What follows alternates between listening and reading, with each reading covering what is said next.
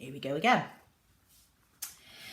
The teacher always wore knee-high leather boots with heels that made her look even shorter than she actually was. However, what Miss Midge lacked in height, she made up for in ferocity.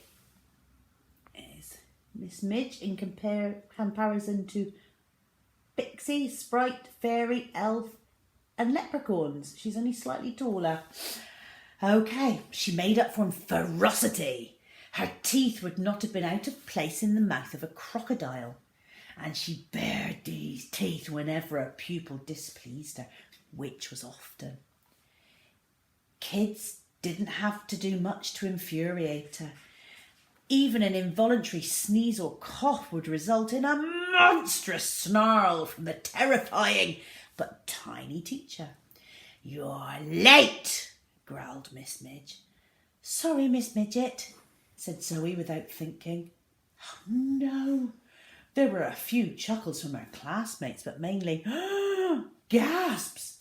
Zoe was so used to calling the history teacher Miss Midget behind her back, she'd done it to her face by mistake. "What did you say?"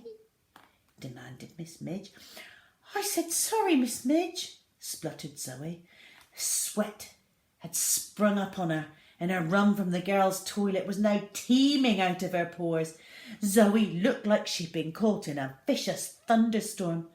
Armitage was squirming too, probably because the blazer pocket that had become his home was suddenly damp with warm sweat. It must be like a sauna in there. Surreptitiously, Zoe reached a hand up to her breast and patted gently to calm her little friend. "One more piece of misconduct from you," said Miss Midge, "and you will not just be out of this classroom, you will be out of this school." Zoe gulped. She'd only just started at big school and she wasn't used to getting into trouble. She'd never done anything wrong in her little school, and even the thought of doing something wrong frightened her. "Now back to the lesson. Today you are going to learn more about the Black Death," pronounced Miss Midge, as she scrawled the words as high as she could reach on the board, which was actually the bottom. Writing on the board was a real problem for Miss Midge. In fact, sometimes she would order a child to get down on the classroom floor on their hands and knees.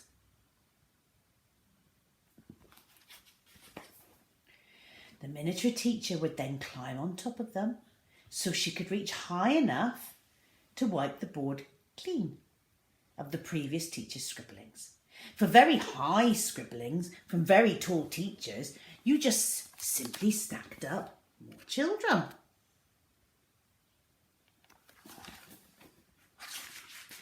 The Black Death was not on the school's history syllabus, but Miss Midge taught it anyway.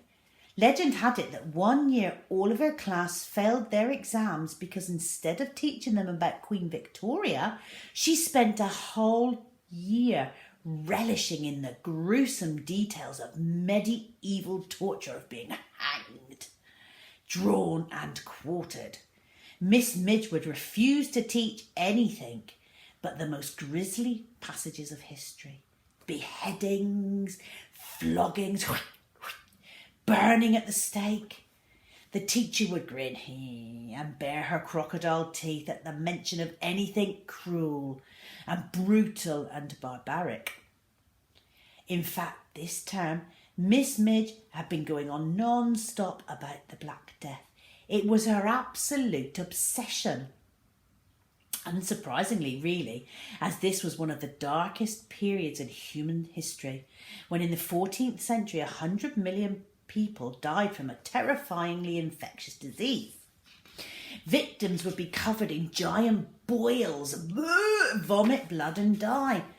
The cause they had learned in the previous lesson was nothing more than a flea bite. Boils the size of apples. Imagine that. Vomiting until all that was left to sick up was your own blood. They couldn't dig the graves fast enough. Wonderful stuff. The children stared at Miss Midge, open-mouthed with terror. At that moment, the headmaster, Mr. Grave, entered the classroom without knocking, his long coat flapping behind him like a cape. The naughty kids at the back of the class, who had been texting throughout the lesson, quickly hid their mobile phones under the desk. Miss Grave, Mr. Grave, to what do I owe the pleasure? Said Miss Midge, smiling. Is it about the talent show?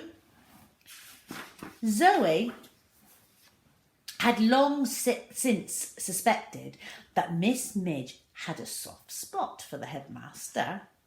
Only that morning, Zoe had passed a poster in the corridor for the end-of-term talent show that Miss Midge was putting on. The poster, of course, was placed very low down on the wall. Well, it was really at knee height for most children.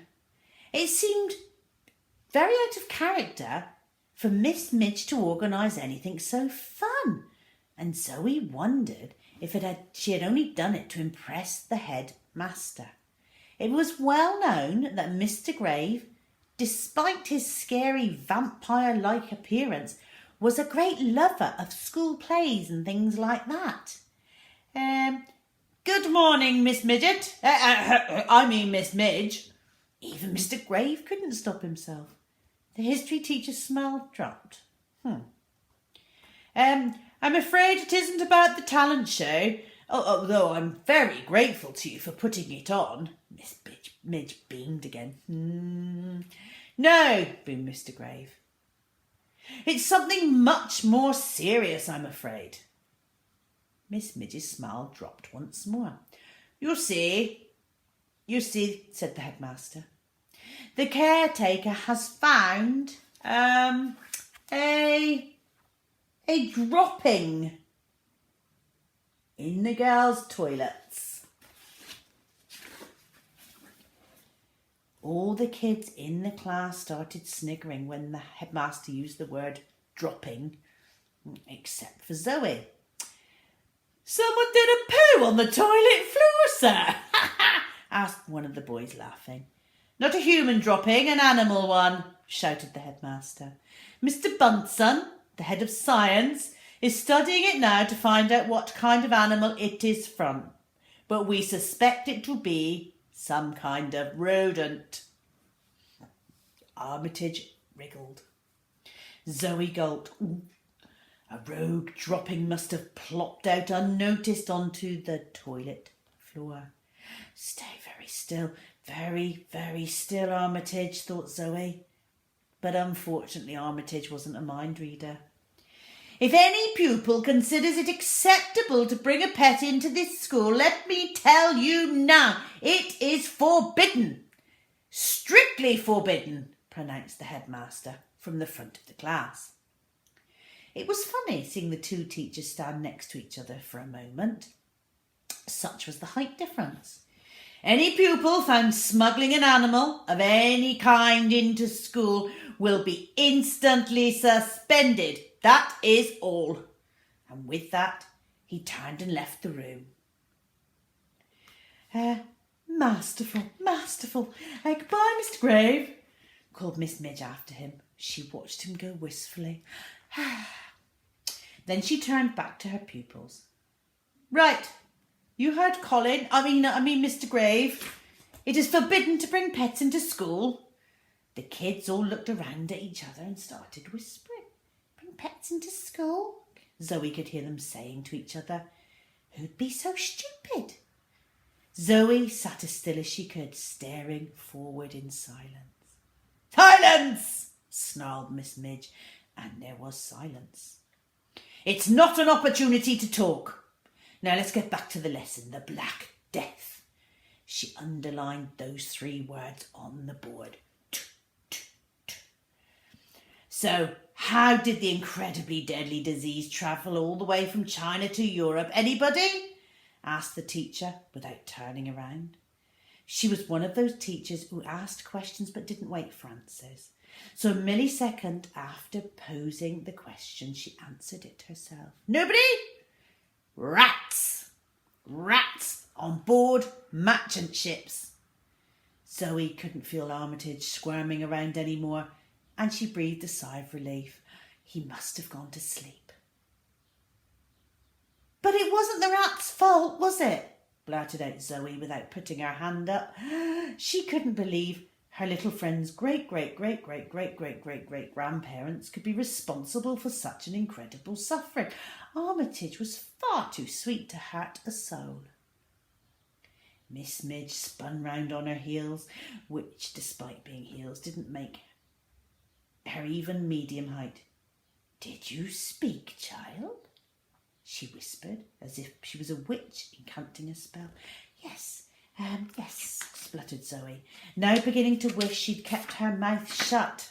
After all, forgive me, but I just wanted to say, Miss Midge, that you really shouldn't blame the rats for this terrible disease. It wasn't their fault. It was the fleas catching a free ride on their back.